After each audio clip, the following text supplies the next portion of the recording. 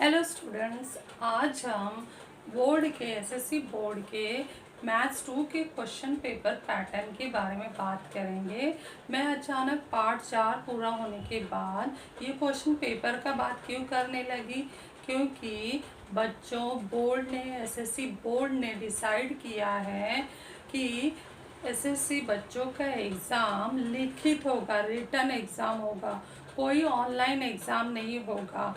और एग्ज़ाम ये ज़रूर होगा, भले ही थोड़ा सा देर से होगा, लेकिन होगा ज़रूर। ये एग्ज़ाम होते होते अप्रैल एंड मई हो सकता है, या थोड़ा देर हुआ तो मई एंड या जून के फर्स्ट वीक तक एसएससी का एग्ज़ाम हो सकता है। ये कंफर्म नहीं है, लेकिन एग्ज़ाम रिटर्न में ज़रूर होगा। तो इसलिए बोर्ड से एसएससी बोर्ड से सूचना आई है, सरकार ने ये बताया है कि एसएससी के बच्चों की जो 2-3 महीने का समय है, वो जो पैटर्न है क्वेश्चन पेपर पैटर्न विषयों का, उसके हिसाब से तैयारी करना शुरू कर दे। क्योंकि अभी तक के पिछले साल तक के बच्चे पहले पूरा पोर्शन दिसंबर तक पढ़ लेते थे, उसके बाद क्वेश्चन पेपर सॉल्व करते थे।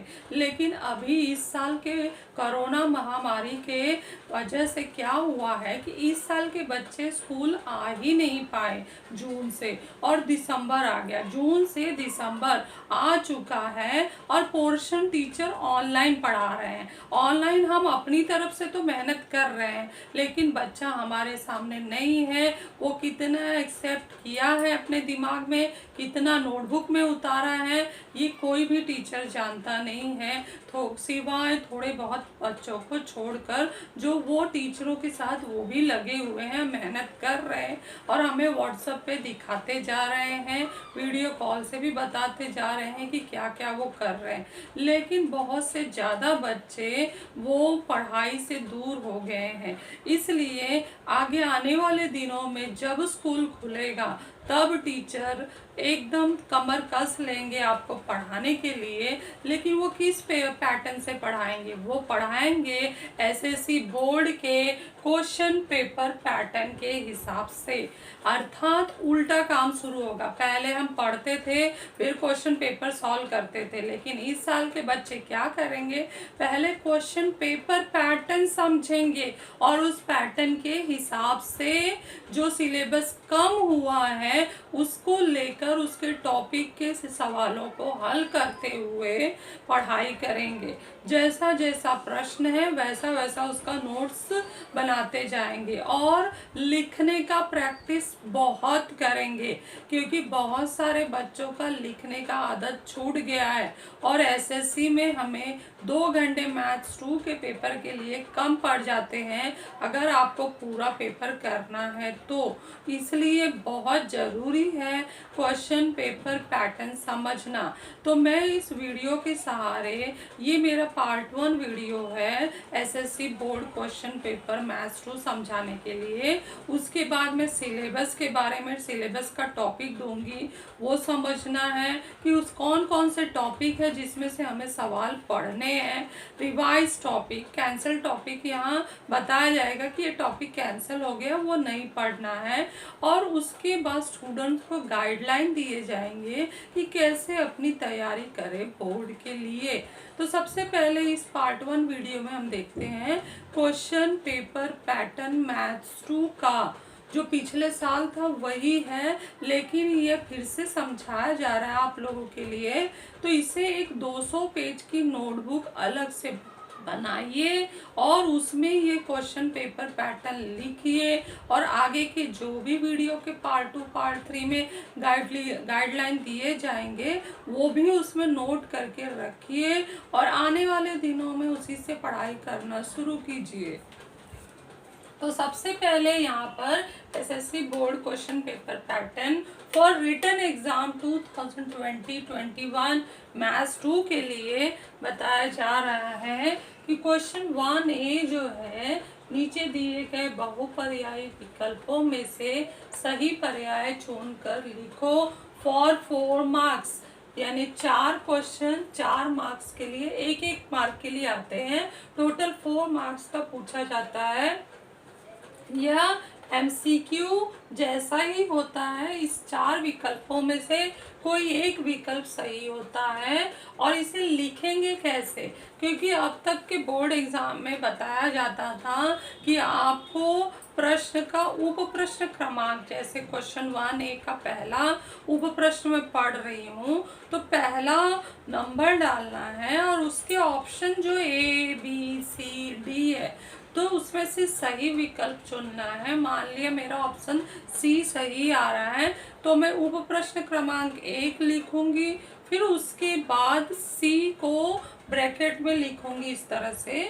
और अब तक क्या होता था, उसके बाद सी में आने वाले उत्तर को भी लिखते थे, लेकिन अभी बोर्ड ने ये सलाह दिया है कि ऐसा अब नहीं करना है, बच्चों को सिर्फ उप प्रश्न क्रमांक लिखना है और उसके बाद पर्याय जो है वो लिखना है, उसका लेटर लिखना है, न कि उसका उत्तर।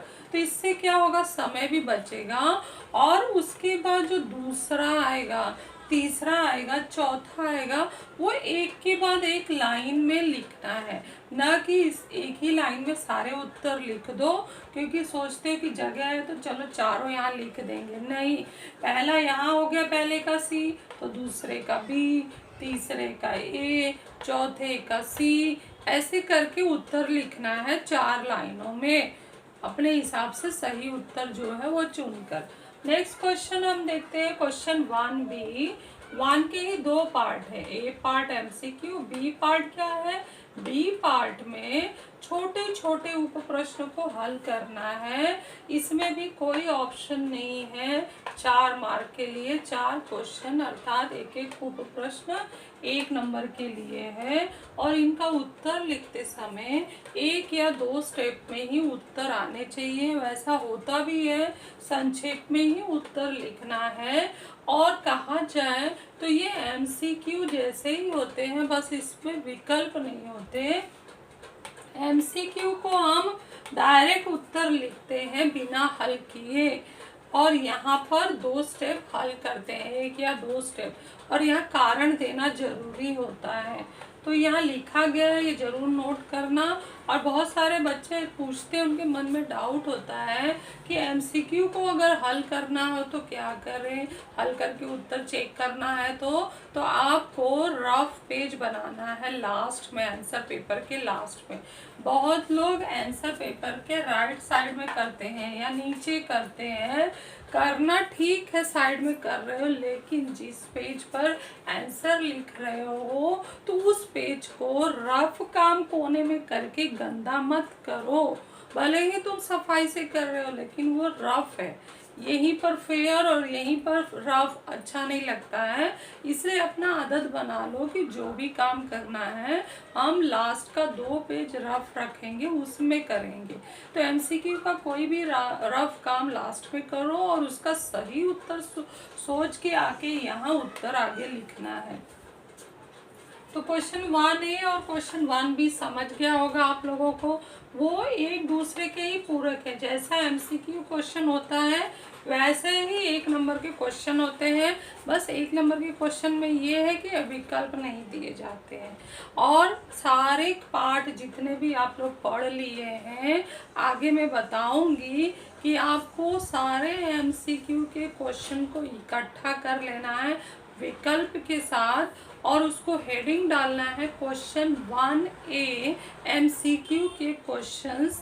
पार्ट 1 से लेकर पार्ट 6 तक के सारे एमसीक्यू क्वेश्चन लिख लेने हैं ऑप्शन के साथ, और उसे डेली प्रैक्टिस करना है। क्वेश्चन 2A, निम्न कृतियों को पूर्ण करो, कोई 2 4 मार्क के लिए, कोई 2 4 मार्क के लिए, अर्थात एक क्वेश्चन जो होगा वो 2 नंबर के लिए होगा। और ये क्या है, ये कृति है, एक्टिविटी बेस है। हमारे किताब में भी कुछ प्रश्नों में बीच बीच में स्टेप लिखे हैं और बीच बीच में बॉक्स बने हैं। तो यहाँ जो 2 नंबर के लिए एक्टिविटी पूछ रहे हैं क्वेश्चन 2A में, उसमें जो बॉक्स की संख्या होगी वो 4 होगी, 4 से ज़्यादा नहीं होगी, न 4 से कम होगी, क्योंकि प्रत्येक बॉक्स हमारा आधे आधे नंबर का है। तो कुल गिन लो तो 2 नंबर हो जाता है हमारा, एक उप प्रश्न 2 नंबर का है और हर कृति में 4 बॉक्सेस हैं। तो चारों बॉक्स में सही उत्तर लिख देते हो तो पूरा 2 नंबर मिल जाएगा। और कृति के सारे स्टेप्स आपको लिखने हैं, वहाँ से क्वेश्चन पेपर से उतारने और फेयर जहाँ तुम कर रहे हो आंसर पेपर वहाँ लिखना है और उत्तर सही भरना है। तो यहाँ पे वही हिंट दिया है कि 4 बॉक्सेस होते हैं। फिर क्वेश्चन 2B, क्वेश्चन 2A का ही एक्सटेंडेड पार्ट है, अर्थात ये कृति में जैसे हम कह रहे हैं कि 4 बॉक्सेस होते हैं, 4 बॉक्सेस को 4 स्टेप में लिखे जाते हैं। तो उसी तरह से क्वेश्चन 2B में निम्न उप प्रश्नों को हल करो, कोई 4 आता है 8 नंबर के लिए, अर्थात एक उप प्रश्न 2 नंबर के लिए हुआ। जैसे एक कृति 2 नंबर का है, वैसे यहाँ एक उप प्रश्न 2 नंबर का है। तो इनडायरेक्टली देखा जाए कि कृति के क्वेश्चन ही उप प्रश्न में आ रहे हैं। जैसे हमने यहाँ कृति करने के लिए कहा गया कि 4 स्टेप में करो, वैसे ही हमारे क्वेश्चन 2B के भी उत्तर 4 से 5 स्टेप में ही होंगे, उससे ज़्यादा नहीं होगा। इसलिए ज़रूर ध्यान रखना कि हमारा क्वेश्चन 2B का उत्तर 2 नंबर का है और उसका जो लाइन है, स्टेप्स है, वो 4 होंगे। बोर्ड यही चाहता है। और इसका हिंट हमें कौन दे रहा है, हिंट मतलब सूचना कौन दे रहा है, बोर्ड दे रहा है। बोर्ड के साथ ये पेपर भी बता रहा है। क्वेश्चन 2 ये देखो, कृतियों में जैसे उत्तर लिखा है, बोर्ड यही चाहता है कि क्वेश्चन 2B का भी उत्तर आप उतने ही स्टेप में लिखो, बस बॉक्स मत बनाओ। यहाँ बॉक्स बना हुआ है, या जैसे क्वेश्चन 2A हल किया है कि पहले सूत्र लिखा, फिर उसमें मान डाला, फिर गुणा भाग किया, वैसे उसी प्रकार से क्वेश्चन 2B भी करना है, बस इसमें बॉक्स नहीं लगेंगे। तो आप लोगों को समझ में आ गया होगा। अब हम नेक्स्ट चलते हैं, ये क्वेश्चन 2AB से थोड़ा उच्च स्तरीय क्वेश्चन के ऊपर, क्योंकि 3A और 3B हूबहू क्वेश्चन 2A और 2B की पैटर्न की तरह है, लेकिन इसमें स्टेप्स बढ़ जाएंगे। स्टेप्स बढ़ना क्या होता है कि इसमें सवाल जो है थोड़ा सा उच्च स्तरीय हो जाएगा, थोड़ा सा बढ़ जाएगा, उसका कठिनता का स्तर बढ़ जाएगा। उसमें 2-2, 3-3 सूत्र उपयोग होंगे, ज़्यादा हल करना होगा। सवाल किताब के ही होंगे, लेकिन थोड़ा सा क्वेश्चन 2AB से कठिनता का स्तर बढ़ जाता है। 3A में क्या है, सेम उसी तरह निम्न कृतियों को पूर्ण करो, लेकिन यहाँ 2 कृति था, यहाँ पे कोई एक है। 3 मार्क्स के लिए एक कृति, 3 मार्क्स के लिए। और 3 मार्क्स में कितने बॉक्स दिए जाएंगे, 6 बॉक्स दिए जाएंगे, 6 बॉक्स होंगे। और 6 बॉक्स में, और 6 बॉक्स होना मतलब 6 स्टेप लिखे गए हैं, उस गिन के देख सकते हो 6 से 7 स्टेप में वो उत्तर आते हैं। तो पूरा 6-7 लाइन आपको लिखना है और फिर उसमें मान भरना है। तो ये सब लिखने में समय लगता है, इसलिए अपने को समय बचाते हुए ये सब काम जरूर करना है। अगर कृति पूरा नहीं लिखते हो तो अधूरा हो जाएगा और वो पूरा नंबर नहीं दे पाएंगे। नेक्स्ट क्वेश्चन 3 भी है, निम्न उप प्रश्नों को हल करो, कोई 2 6 मार्क के लिए, अर्थात एक क्वेश्चन कितने नंबर के लिए हुआ, 3 नंबर के लिए हुआ एक क्वेश्चन। और इनके उत्तर के स्टेप्स कितने होंगे, ये क्वेश्चन 3A से ही नजर आ रहा है, क्योंकि क्वेश्चन 3A का ही पूरा क्वेश्चन 3B है। 3A जैसे बोर्ड ये सूचना दे रहा है कि 3B के प्रश्नों का उत्तर 3A की तरह लिखो। 3A में जैसे 6-7 स्टेप में उत्तर है, बॉक्स लगा हुआ है, बस 3B में बॉक्स नहीं लगेगा, लेकिन उत्तर 6-7 स्टेप्स में ही आएंगे। और साथ में इनका जो ये जो क्वेश्चन 3B है वो क्वेश्चन 2B से थोड़ा कठिन, हायर लेवल के प्रश्न होंगे, कठिनता का स्तर थोड़ा बढ़ जाएगा।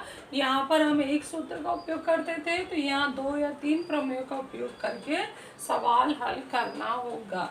तो धीरे धीरे हम देख रहे हैं कि क्वेश्चन पेपर ही हमें सूचना दे रहा है कि हमारे प्रश्न किस किस प्रकार के होंगे और आगे हमें कैसे कैसे तैयारी करना होगा। नेक्स्ट क्वेश्चन 4 जो है, निम्न उप प्रश्नों को हल करो, कोई 2 8 मार्क्स के लिए, कोई 2 8 मार्क्स के लिए, मतलब एक उप प्रश्न 4 नंबर के लिए पूछे जाएंगे। हमें 2 करने हैं और ये खास बात ये प्रश्न का ये है कि ये है हॉट क्वेश्चन। हॉट क्वेश्चन का मतलब हायर ऑर्डर थिंकिंग क्वेश्चन, थोड़ा उच्च स्तरीय सोच को बढ़ाने वाला प्रश्न यहाँ आएगा। और बात खास क्या है कि किताब के ही सूत्रों, प्रमेयों, संकल्पना को देखकर सवाल बनाए गए हैं या लिए गए हैं किताब के बाहर से।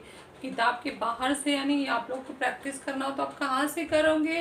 तो पिछले 2-3 साल पहले जब हमारे इस किताब से पहले पुराने मैथ्स 2 के किताब थे तो उसमें बहुत अच्छे अच्छे सवाल थे, तो उस किताब को आप रेफर कर सकते हो higher order thinking HOT question के लिए। तो ये इसकी खास बात है क्वेश्चन 4 की, जो 2 क्वेश्चन पूछे जाएंगे 4-4 नंबर के लिए। तो आप लोगों को अभी से ही जितने पार्ट पढ़े हो उसके लिए हॉट क्वेश्चन ढूंढ के रखना है। हर क्वेश्चन के लिए आपको प्रश्न पहले ढूंढ कर रखना है ताकि आप उसको समय मिलते हल कर सको। क्वेश्चन 5 क्या है? निम्न ऊपर प्रश्न को हल करो कोई एक 3 मार्क्स के लिए। ये हमारे किताब से ही संबंधित होगा लेकिन पूछने का ढंग बदल जाएगा और ये प्रश्न हो जाएगा सृजनात्मक प्रश्न, क्रिएटिविटी वाला, क्रिएटिव क्वेश्चन होगा। इसमें कुछ क्रिएटिविटी भरी होगी, कुछ लॉजिकल बातें भरी होंगी। जैसे कि रचना में मैं क्वेश्चन 6 और 7 समझा रही थी तो उसमें कैसे जरा सा ट्विस्ट लाया था। प्रश्न किताब के ही होंगे लेकिन थोड़ा सा ट्विस्ट कर देंगे। हो सकता है कि हमारे ही किताब के प्रश्न को पैरा के रूप में या उत्तर के रूप में दिया जाए और बोले कि आप इसका प्रश्न बनाओ, या हो सकता है कि वाक्य के रूप में क्वेश्चन पूछा जाए और बोला जाए कि इसका डायग्राम बनाओ। इस तरह से अलग अलग पैटर्न से ये सृजनात्मक प्रश्न पूछे जाएंगे जिसका पाठ्य पुस्तक से ही संबंध होगा लेकिन प्रश्न पूछने का ढंग बदल जाएगा। तो बच्चों आप लोगों को 200 पेज की नोटबुक में ये पूरा पैटर्न अच्छे से लिख लेना है और बार बार ध्यान से इसको सोचना है और इस पैटर्न से संबंधित सवालों को ढूंढना है। लेकिन जल्दबाजी न करें। सबसे पहले MCQ इम्पोर्टेंट है, 4 मार्क्स के लिए पूछा जाता है। तो आप सारे MCQ किताब के इकट्ठा कर लो और उसे सॉल्व करना, हल करने का प्रैक्टिस शुरू कर दो। अब मिलते हैं अगले वीडियो में।